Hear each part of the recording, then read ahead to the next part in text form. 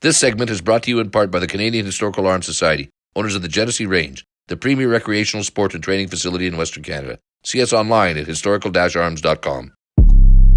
The Quiet Professional, a podcast about law enforcement, security, justice, and politics.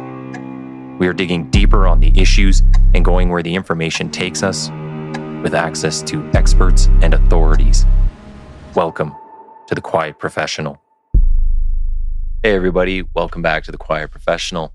Today we're going to be talking about global events, everything from war and refugees to Canada's response and responsibilities.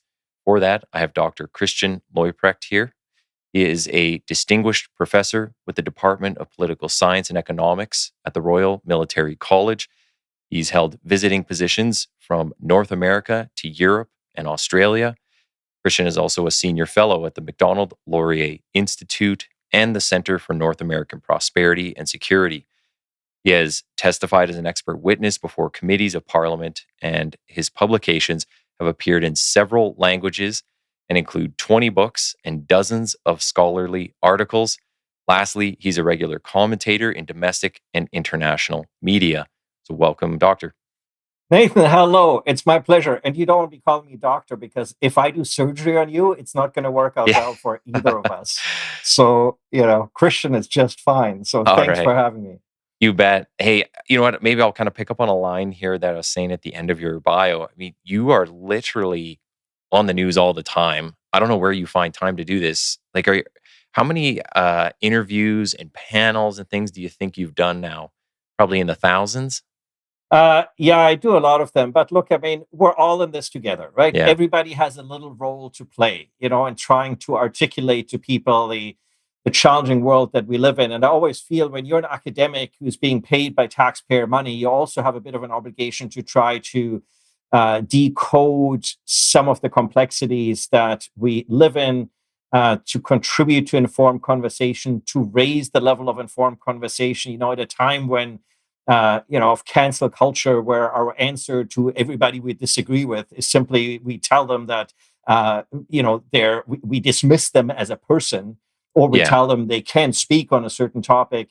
I think it is more important for us than ever to actually have sensible conversations. And I actually think the existence of this country was built on and depends on sensible political conversations that can ultimately forge some sort of an agreement and consensus forward. Because if you look at this country, I mean, this is not a country that should be existing. If you look at the linguistic divides, the ethnic divides, the religious divides, the vast geography, the very different political cultures. And so we've made it work for all these decades precisely because we had very different people with very different assumptions about the world talk to each other. And so I think your podcast and what you're doing is a vital contribution to that, because, of course, you take up many of those subjects that are on the one hand controversial, on the other hand are often very divisive in our society. Yeah. I appreciate that. I appreciate the words. It definitely hasn't been easy, and I do get criticism. But actually, when I was starting the podcast, one of the first things I said when I was pitching it was, who better than a police officer, especially at the time I was starting it, where it was cancel culture and defund, and police weren't the friends or weren't considered the friends of people. So yeah, I mean, I was like, hey, people are already calling me names, and people already don't want to, be friendly toward me. So I was like, yeah, why not start it? It's not like I'm here to necessarily make friends. So we're telling the truth and we're critiquing and criticizing respectfully. What you're saying here about articulating, I think that is greatly missing in the discourse today. People just want to shut down and cancel or walk out of a room, per se. So I really do appreciate the work that you're doing because, yeah, it really touches on this. Look, I always say to people, nobody needs to agree with me. Yeah. I just hope that after our conversation, people can walk out with a more informed decision about the opinions and the views that they hold than they did at the beginning of the conversation. And if I can achieve that, then I think we've both met our goal. Yeah, certainly. So one of the things I wanted to start with was, I guess, some of the most recent news about Canada recognizing Palestine as a state. I want to know kind of, what does Canada matter in this whole conversation? Why does anybody care what Canada has to say? What does it do for us? So if we can kind of go down that path, maybe we'll start with that and just see, what are your thoughts on this when we say we recognize him? What is it doing for us, and why do we matter in the whole context? It's a great question. Okay, where do we start? So I always say about the trick to Canadian foreign policy, and especially our relationship with the United States, has been significance in insignificance. What do I mean by that? That we were Washington's loyal, trusted ally because we didn't show up on the radar as a problem. That Washington had lots of problems around the world, but they always knew that Canada was not one of them. And for a host of reasons that are both political and ideological sins of commission, as well as some sins of omission, because the world changed and either we refused to change or we didn't realize that the world was changing and now we're trying to figure out how to make up the gap. We are increasingly showing up as significant on Washington's and allies' radars for what we are not doing or the things that we are doing. Okay. And so, my pitch on this is what we need to figure out in Canadian foreign policy is how do we return to significance by insignificance? And I'm not sure that this particular announcement is helpful in that regard. So regardless of where you stand on the conflict, it is very clear this announcement, on the one hand, puts us far offside where the United States stands on this conflict. And look, I've always said that it's important for Canada to make clear that our interests do not align straight up with the United States or with Israeli interests. We have nuanced interests.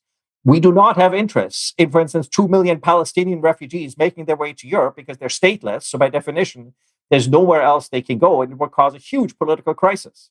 So for the purpose of stability, both of the region and of Europe, we do have vested interests, but those interests tend to be strictly focused more on what can we do to provide regional stability.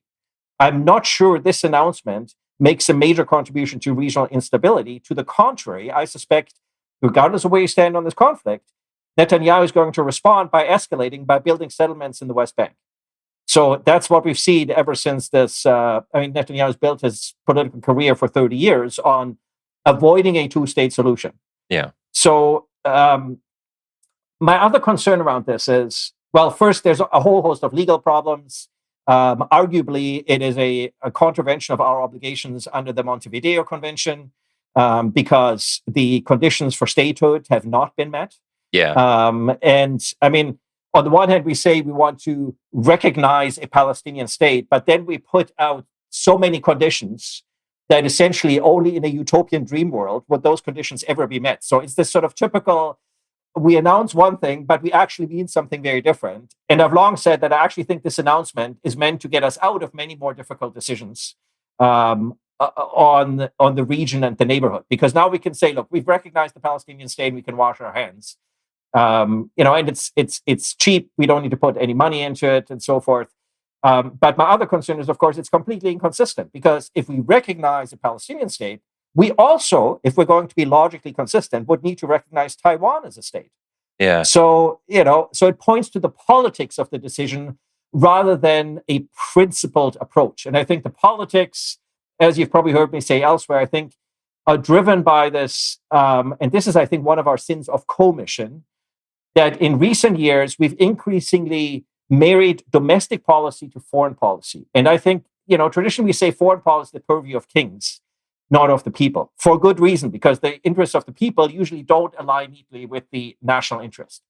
But we've decided effectively to instrumentalize foreign policy for the purpose of domestic electoral benefit. There's a senior minister in cabinet who's basically said as much about this file. And my impression has been that the Carney government was trying to divorce the two. And this announcement, of course, is indicative, I think, of the fact that there are dynamics within caucus and within cabinet that I think are forcing, and electoral dynamics that are forcing the prime minister's hand, where he makes these trade-offs. There's going to be, I think, some very tough realities in the upcoming budget. So we trade them off against sort of this announcement of a Palestinian state. So, I think that there's very little benefit to Canada, and I think a lot of liability to making this announcement, which is, of course, why many countries have stayed out of this. Mm-hmm. And as the German Chancellor has pointed out, I think as an implicit criticism of those countries who have made the announcement, all of whom, interesting enough, tend to follow a particular ideological perspective on the world, that recognition of statehood is the outcome of a negotiated process. It is not the beginning to actually get that. So I don't see what this is actually going to contribute to regional stability. And in my view, the one interest Canada has in the region is stability. And we can go back to 1956. Canada was the kingmaker in the Suez Crisis for the sake of regional stability, for the sake of avoiding the superpowers going to war. And it shows how impotent Canada has become on the international stage. So on the one hand, we like to criticize the United States, Israel, everyone else about what they're doing or not doing. On the other hand, we've essentially divested from our presence on the international stage. And I think there's argument that Canada has convening power. Well, if you have convening power, you actually need people you can actually convene to build a consensus. So I think it's all indicative of the fact that Canada has lost huge reputation standing on the international stage. And Canadians need to decide, are we going to shape the international environment of the 21st century, or are we just going to react to it? Well, so one of the things you said right at the beginning of that response, I'm wondering is this mostly to avoid having a refugee crisis? Is this mostly to avoid having to bring a whole bunch more people here or into Europe? Like, is that kind of the main focus of making this decision? Like, if we have a Palestinian state, then they have somewhere to be. Am I understanding that correctly? I think of it as symbolic politics, that we have an increasing number of policy issues. Climate change is another one, for instance, where the state actually has relatively little control and remit over the policy issue, but there's huge demand to do something, right? Regardless of where you stand in the conflict, you see the terrible humanitarian suffering and human suffering, of course, on both sides of that conflict, and people want their governments to do something. So this sort of looks that like Canada is doing something, but I actually think what it does is it basically gets Canada out of really having to do the heavy lifting. And so it's mainly for domestic political consumption. And the international, as I said, the international press that we're making is, I think, for all the wrong reasons on this particular policy issue. So you think it kind of focuses more on quelling some of the protests and different things that we have going on within Canada? Yeah, and it's, look, interesting enough, the countries who've joined in this announcement are all countries that actually have very little to no say on what's actually happening in that conflict. Yeah. Right? The countries that could actually have real influence and that traditionally have had real sway, I'm not just pointing to the United States, for instance. Some of our Arab allies, look at Germany, which of course has a long, for historical reasons, challenging political relationship with Israel. But what Germany says on Israel, would have very different weight. Also because of the Germany is Israel's second largest, international supporter on many fronts. So this is, I think, people who have relatively few equities, if any, in that conflict, trying to look like, they're being the poster child here. But really in the process, I worry, these are the sort of things that short-term political payoff for long-term political liability, both for us and allies and partners. And when I see the interviews with either the Prime Minister or any of the other MPs, it's just, why don't they just say this stuff? Like, hey, we're actually trying to solve this problem. This is why we're making the decision. I find it just becomes a lot of fluff and nobody ever gets to the point. And then everybody's just left to guess and make up reasons why this is all going on. Like, I think the general person, the general population doesn't really have a grasp on what's going on in the world.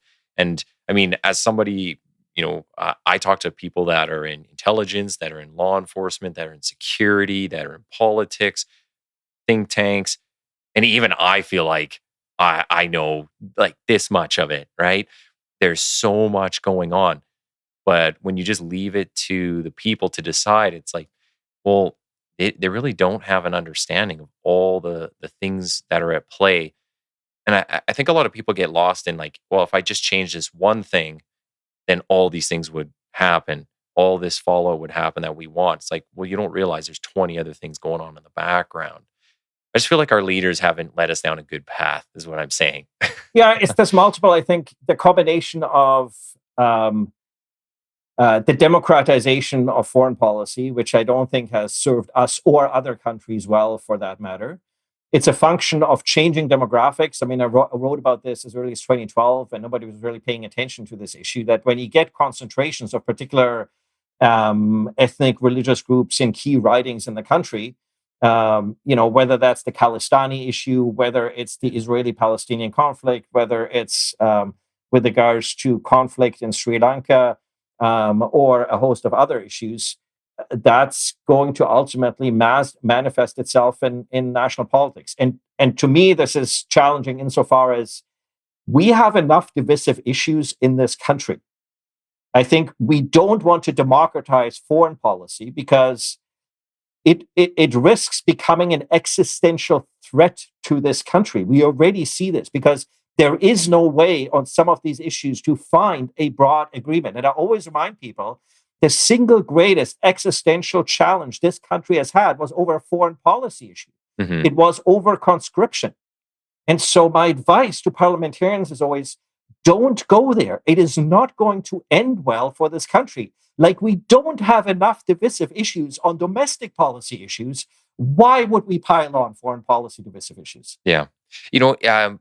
Maybe I'll ask this now then, because this was something I was thinking of the other day. And when we recognize the Palestinian statehood, and for whatever the reasons might be, and you mentioned earlier, like then you would think by logic we would have to recognize Taiwan. But if we bring it into the domestic issues, does it cause any complications if we talk about indigenous people having land, certain nations? What about Quebec? Like, does it kind of stoke those fires again of them having their own, they just go off and do their own thing? Like, is there that overlap of it when we start recognizing people elsewhere? They go, well, what about our issues here at home? So it's so interesting that you mention this, right? Because we do the exact opposite here of what we do abroad, right? Yeah. So abroad, we're about, we want to recognize the autonomy with this announcement, presumably, which is a normative rather than a descriptive announcement, right? Because there is no Palestinian state to recognize. So presumably it is Canada would like to see a Palestinian state at some point under all these conditions that will never be met. And so this right to self-determination that Israel, implicit in that is Israel's need to recognize greater pluralism, the need for Israel to use less violent sort of means, because you can argue that the state of Israel since 1917 has really been built on violence. I mean, that's related to the Middle East. It's just how politics, unfortunately, is done in the Middle East. But then, of course, in Canada, when premiers don't align with the federal government, notably Alberta, mm-hmm. all of a sudden, we undermine their sovereignty and we tell them, well, we can't recognize those views because they don't align with our idea for the country or our electoral constituency. So I don't think you can actually recognize a Palestinian state, but then not be a strong defender of the diversity of Canadian federalism. And of course, if you look for the government's Supreme Court reference on the notwithstanding clause in Section 33, which clearly undermines a premise of the diversity of federalism for provinces to defend certain interests. Now, the conditions under which they can defend those, when they can impose the notwithstanding clause, those might be controversial. But sort of, there's always this premise that kind of, so we need to be logically consistent. Either we recognize unity and diversity, or we just say it's just all about unity and we forget about the diversity. So it's great that sort of you raise that. And I mean, we have the same problem with indigenous issues, right? That when those issues that happen to align with the federal government's political agenda, the federal government is happy to adopt. Those issues that don't align, the government ends up skirting. My argument that most Indigenous communities would love to have economic sovereignty. Yeah. Right? I mean, what determines your sovereignty in a globalized world? The ability to raise your own money, to spend your own money, and to decide what that money is spent on, right? That's the basic premise of the Westminster parliamentary system, right? People get to vote on the money we raise, the money we spend, and keeping an eye on government on how it spends the money, right? So if we apply that principle to our Indigenous communities, rather than keeping them in a situation of dependence, we want to make them independent. But that, of course, requires hard decisions about critical infrastructure and so forth. And so at that point, we say, we don't want to recognize the sovereign jurisdictions of Indigenous communities that are lobbying very hard for their economic independence. And you talk to most Indigenous communities out west, my understanding is that, with the exception, I think, of 6 communities in British Columbia, for instance, everybody's in favor of resource development, but we make it sound like somehow nobody's in favor of resource development. So again, having these conversations about how do we reconcile unity in diversity and empower those communities that would like to enjoy economic sovereignty, rather than imposing the sort of one size fits all with all sorts of legislation that makes it very difficult for local communities to assert their sovereign rights. Is to me a contravention of, we talked about, if we're going to talk about truth and reconciliation, presumably that's what the government has in mind with regards of recognizing some degree of Palestinian sovereignty and self-determination. So then let's make sure that we also respect that same principle in Canada. Well, I find, and this is just my opinion, but I find that a lot of the rhetoric, and when they just say all these things, but there's no action to follow up on, or that follows on that, it's just kind of like pandering, and it's treating people like they're stupid. It's I'm going to say all these things, but I'm not actually going to do it, and then yet everybody votes for them again. It's like I feel like people should be very angry when we have this. Well, you say one thing over here in this part of the world, but you're not doing it here. Or you promise us all these things for years and years, but nothing ever happens. We don't see any action. We don't see anything being built. It's just, I just don't get how people don't get angry with that. But also the leadership side of it. So often when I'm talking about Canadian politics, I'll just call them management and not leadership. And that's just because I find the last 10 years, 11 years, since at least this party's been in, that they're not very consistent on their points. You don't know what they actually stand for. So it makes it very hard to kind of side with them. Like, it's just, we're this way one day, we're that way the next day. It's hard to understand like what is going on. And then people just kind of get left again to come up with their own ideas of what is or what isn't. I don't know. It just seems like a very difficult position that the general population gets put in. So these are sort of lovely observations, because I think this is exactly why the public has lost faith in politics, in politicians, and policy. And this is precisely why a growing number of people in democratic countries are supporting parties that are effectively anti-constitutional and don't believe in sort of the systematic application of the rule of law. Right? So take a country such as Germany, where effectively 1/3 of the German population on the left and the right voted for parties that are effectively anti-democratic, anti-constitutional, and don't really support the rule of law, at least not in the way that you and I would understand it. Yeah. And this is going to get worse. The single member plurality system in Canada has insulated us somewhat from these developments. But I think we can't be surprised that, on the one hand, when there's this perception that politicians say all sorts of things, but either nothing gets done or people realize the opposite. Everybody loves to criticize the Trump administration. But look, we live with the effects that the decisions elites have made for the last 25 years have not served the average person in our society well, in the Western society. And I think they're looking at that and going, do these people really have my interests at heart? And so so democracy is not meant to be an efficient system by definition. And I think democratic institutions are overloaded. And as we talked at the beginning, I think politicians also make the mistake that they further overload the institutions rather than figuring out what do we want to unload from those institutions. But I think we would be much better off rather than making all these little promises to people. And in the end, it turns out we don't want to keep them or we can't keep them or whatever. I think, look, I'll never run for prime minister or for office in this country, but I would run on three basic premises, which I think are the three job 1, 2, and 3 of any state. I'm going to make the country more secure. I'm going to make the country more prosperous, and I'm going to make the country more democratic. In that order, because if you don't have a secure country, it'll be difficult to generate prosperity. And if you don't have a prosperous country, you're not going to be able to generate a democratic system. Well, this is just the hierarchy of needs, right? It's very straightforward. But of course, in recent years, we've turned that exactly around, right? We've kind of sold people on like, we're going to have this democracy based on where everybody's a victim.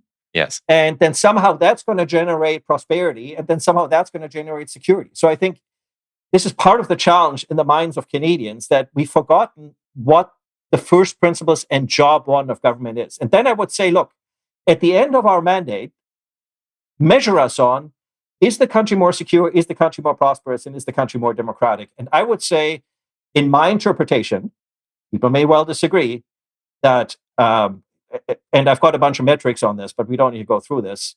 Over recent years, the country has become less secure, less prosperous, and less democratic. Yeah. And, so I think there are ways to measure the performance of government. And those are my metrics. Yeah. There are a lot of people that would echo those sentiments. I 100% agree. One of the things, just because I want to make sure we get this in within time, I get you out of here on time, is just why do you think of all the issues that are going on in this world, and not just Palestine, a humanitarian crisis, but it's like we have issues of, human trafficking, we have issues of war, we have drug trafficking, and there's just so much going on. Why this issue of all of them? Why do we choose as Canada to say anything about Israel, to be involved in the Israel-Palestine conflict out of everything else going on in the world? Why do we pick this and focus so much on it? So I think for me, there's two reasons. So this is the symbol. So it doesn't cost us anything. Okay. Right. So there's no money attached to it. And at a time when you're running huge deficits, it's always easier to announce things where you don't have to put in any money. I actually think it's a huge liability, because if there is going to be a rebuilding of Gaza, guess what? Everybody's going to be pitching in. And the first people, they're going to come to collect all the countries that said, well, we want a 2-state solution. If I was President Trump, I'd be saying, well, you people wanted this outcome, so go and pay up. Yeah, exactly. Right? So I think this is going to get really expensive for Canadian taxpayers. This is one reason why I'd be a little bit more cautious in the language around this. And the other is, it's the politics of distraction. When you have lots of controversial things going on about which either you can't do anything, or for any host of political and other reasons you don't want to do anything, you draw all this attention to something else so people don't pay attention to what's going on over here.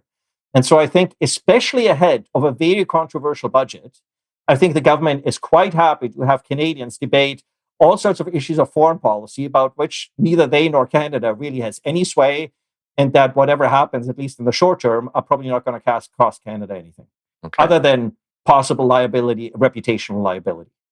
It just makes me think of a conversation I had recently on here where I was talking with an ex-DEA agent and about the southern border for them. And it just made me think, like, so we know a lot of drugs come from Mexico. They'll truck right through the US and come up to Canada. And I asked, why do you know of any situations where Canada is actually fighting this on your southern border? Are we sending anybody down there to kind of nip this a little closer to the source of it? He's like, yeah, no, that's a good question. I thought, well, this whole war on drugs and the fight with cartels, I mean, we're as involved as anybody else, but just because it kind of happens a little further from us, we don't pay attention to it. But I just feel like Canadians don't seem to realize like this is a global, the world is globalized and everything kind of affects us. Why are we not more involved in different areas, but getting a little more proactive on it rather than just wait till everything blows up and then we're going to pick and choose a crisis to focus on?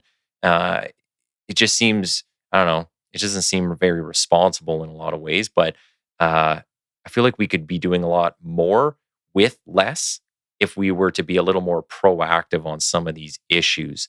I don't know if that's something that anybody's ever brought up or if you think we could even take that on.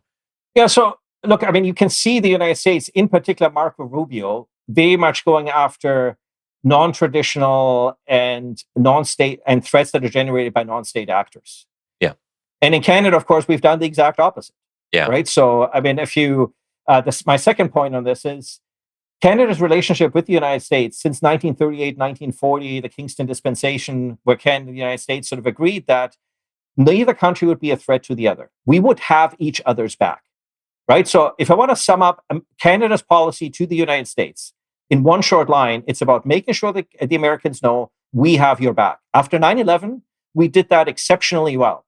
Mm-hmm. Jean Chrétien sent a clear message that, like, we have your back. We will look after your security. You don't need to worry about the northern border. And of course, the impression in the United States, not just by the Trump administration, but I mean the Biden administration wrote to the prime minister.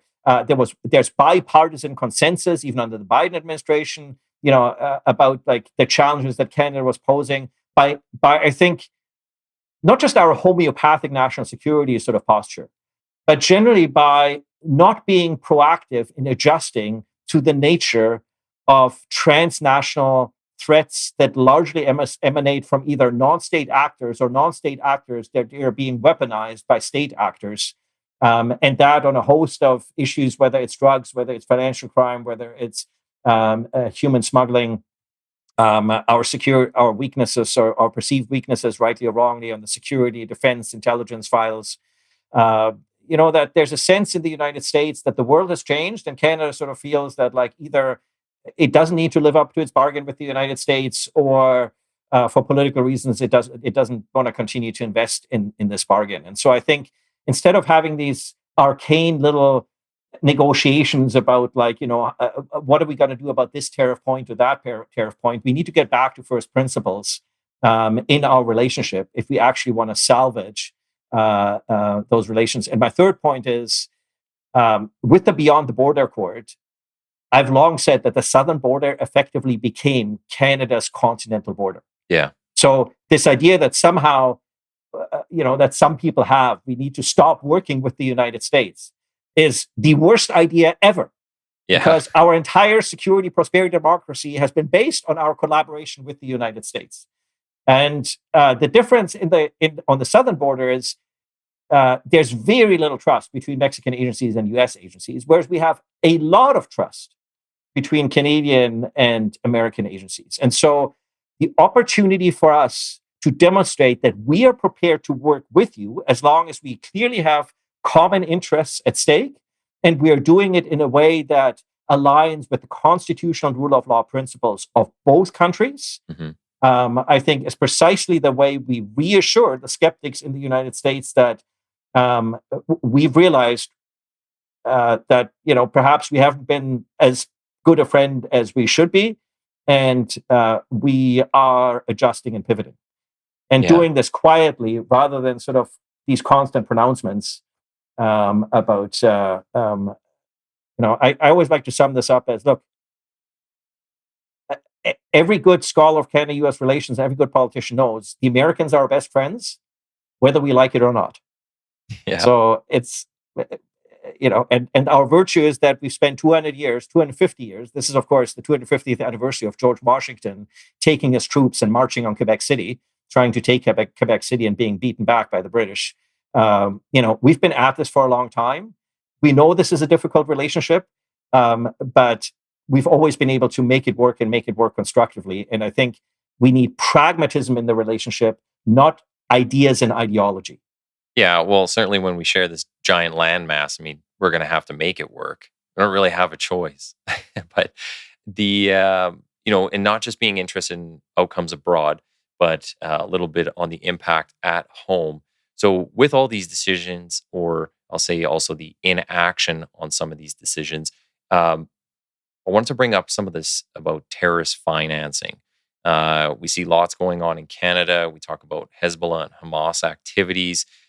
Can you comment a little bit on what we do, or maybe even things that we don't know, but we should or we would like to know when it comes to the terrorist financing side? And if you can connect it to anything about, the recognition of the Palestinian state, I wonder if that can have a further effect on who we label as FTOs, or does that have an impact on how we go after certain groups, whether we recognize them or not? Yeah, so that's a long-standing, difficult conversation in this country, and I think we've made a lot of mistakes around this because this country, by a number of allied and partner countries, is being perceived as increasing in haven for people who espouse political violence and whose objective is to stoke chaos and instability in their countries at home. Mm-hmm. Right? So this is, for instance, India's criticism when it comes to Calisthenics. And as you know, like I've written about this sort of publicly, like it is not an issue in India today. It is not an issue among young Sikhs, but politically, it's convenient to pander to an older generation that some political parties believe is important for their electoral success. Mm-hmm. And then we wonder why the Indian government is up in arms about, we are stoking a movement that has completely petered out in India. Yeah. Right. So you can see like and I worry that this very benign approach to, hosting everybody from former members of the human rights abusing Iranian regime to people who have very close affiliations with organizations that are listed terrorist organizations and that can live for years with impunity. I mean, one of them was just denied entry to the European Union, not to the United States, but to the European Union under the Schengen Agreement. So, so very broad consensus that this person should not be entering any other democratic country to, so this is just to me, and so it relates to this homeopathic national security posture that we have. It relates, I think, to some extent, the government not wanting to be seen as not being favorable to some electoral constituencies. I mean, the fact that sort of Hezbollah uses Canada to launder money, I mean, this is a 30-year-old conversation. Mm-hmm. So it's, I've long said, again, there's a principled approach to this, that, if you want to seek refuge in Canada or whatever, like, you're welcome here if you're genuinely persecuted in the world. But we will not tolerate anybody espousing political violence or stoking instability anywhere else in the world, because that runs fundamentally counter to Canada's domestic and international security interests. It runs counter to our premise that we want a more prosperous world, because inherently when you have conflict, you're not going to have prosperity. And it runs counter to our democratic values.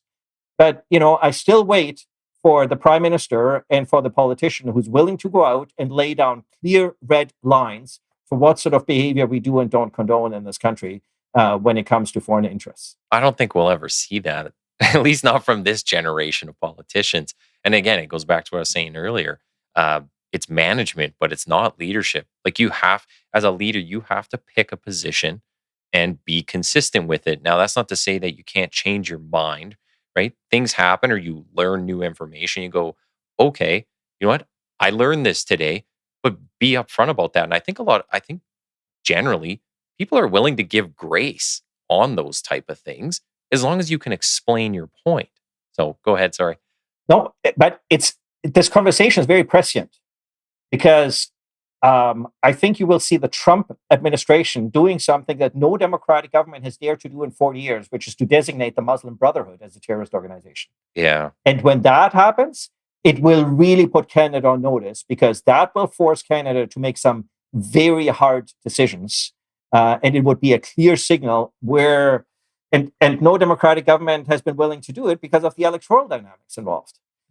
So it'll be so. So I think this conversation has a lot of legs, and it is part of the problem when we don't invest in instruments of foreign policy. When we simply live in a world where we've basically absconded from the international scene, we've left international security up to the Americans for 25 years. Now we complain about the world that we live in, but it also means we don't have an opportunity to shape the international environment. We are reacting. And when we are reacting, we will be put into very difficult positions that will increasingly have us be caught among superpower politics where we're not able to shape the conversation ahead of time. And it's going to be extremely divisive domestically. So, if we want to safeguard this country, I tell you, the best thing we can do is invest in instruments of foreign policy and in instruments of statecraft so we can reassert our interests and we're not constantly caught under the wheels with decisions that other countries are making where we ultimately need to have a say because our interests are at stake. And a lot of what you're saying too, I could almost apply that just to law enforcement in general. Like it's always being reactive and we need to be more proactive. We need to be more engaged with community stuff, which I think is largely, we've done a lot of that.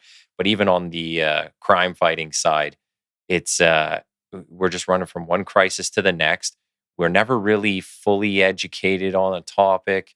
Sometimes you see in management, like, they don't want to just come out and say the hard part. It's a lot of like, we're doing this and look over here, but we're going this way. And you just go like, why didn't you just say the truth in the first place? And we probably wouldn't be in this tough position. It's small countries, it's small organizations where we need to, this is what strategy is about. What ends do we want to achieve? What are the ways at our disposal and how are we going to allocate means to those different ways to achieve those ends? And then we measure your leadership of the organization by how well they connect ends, ways, and means. Yeah. And when we have limited resources like Canada, we need to do the same thing on the foreign policy side. What are our basic interests in the world, and how do we allocate our means to ensure we systematically, in a globalized world, work with key allies to achieve those objectives? Yeah.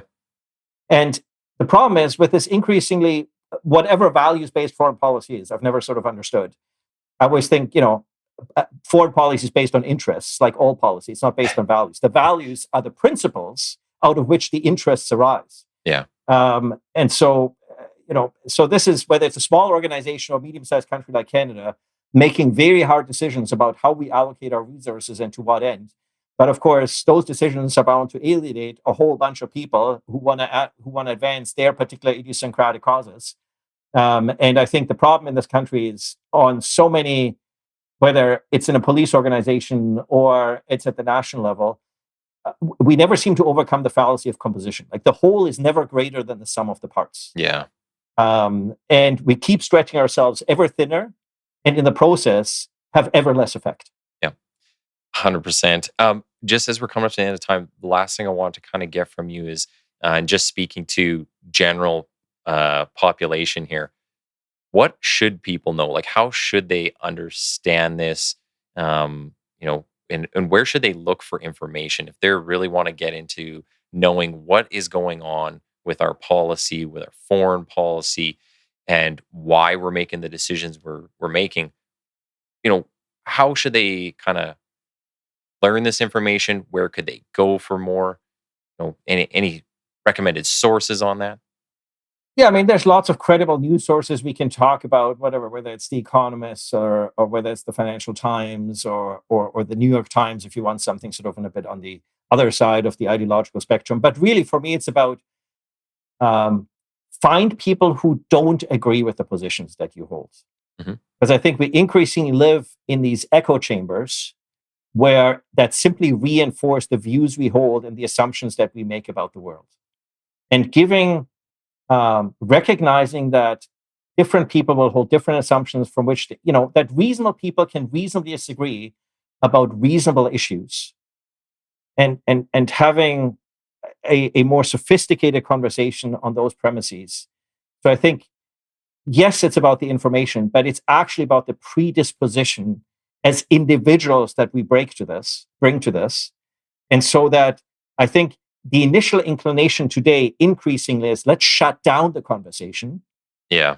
And find a way to shut down the conversation rather than to encourage the conversation, which is, how we started, why I so appreciate your podcast and what you're doing. I've had people on here that I thought traditionally I might not agree with, and then you get them out of the whole Twitterverse of things, and oh look, we agree on 90% of it. So it's good to have those convos. Just as we're at the end of our time, where can people find you and your work? Where best to follow that? I do post a little bit on LinkedIn. I don't engage in debates, but I sort of post some of the opportunities like yours and the privileges that I have to contribute to public conversation. So that's an opportunity, and most of the stuff that I publish is available open access, so people can download it for free. I always tell people that I welcome criticism. Yeah. But when people disagree with me, I'm happy for them to point that out, provided it's constructive, it's respectful, it's with dignity, and it's constructive.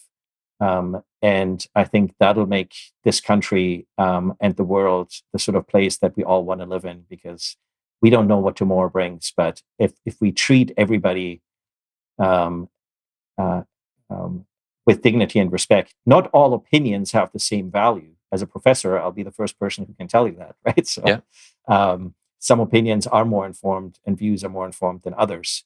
But if we treat everybody as a human being that deserves to make a contribution to that conversation, and if politicians are a little bit not as quick to dismiss everybody who disagrees with them,